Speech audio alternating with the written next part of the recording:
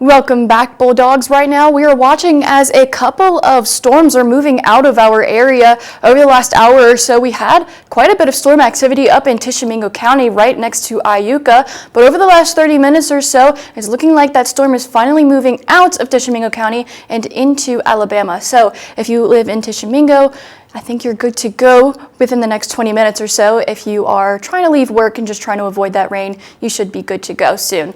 Now, over the last 2 days, we did have a cold front come through, and it brought quite a bit of rain, at least to the northern parts of our DMA.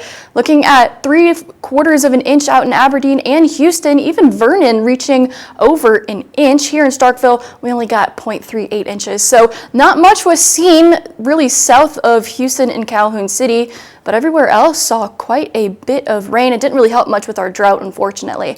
Now, over the next couple of days, the good news is that rain is finally moving out of our hair, so we should have a pretty dry forecast coming up, and I'm going to show you that right now. Right now, tonight is going to be nice and dry. We're going to have those clouds finally move out of our area, and then we're going to see a couple of rain showers towards our east out in Alabama. But the good news is tomorrow, by the time we are getting ready for work or maybe heading out the door for class, looking nice and clear for most of us, just a couple of clouds out towards our southeast. But then we stay nice and dry for just about all of Friday.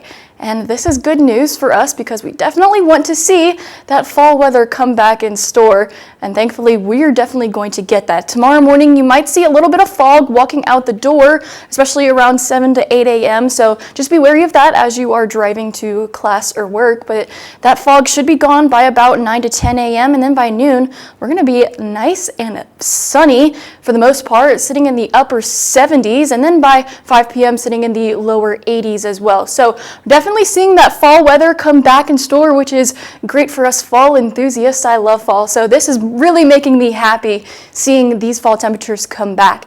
Now, this is why our weather looks like it does right now. Looking at our upper level patterns, this low pressure system up by the Great Lakes is what really draped that cold front across the entirety of the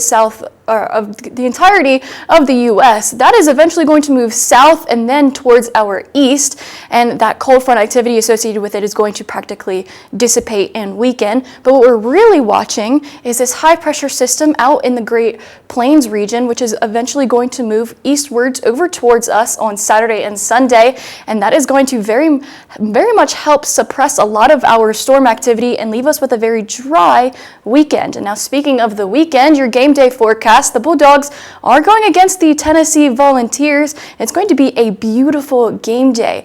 Now, it is going to be a little bit hot, so you're definitely going to want to bring some water and some sunscreen with you. We're going to be about 84 degrees around kickoff time, which is beautiful conditions.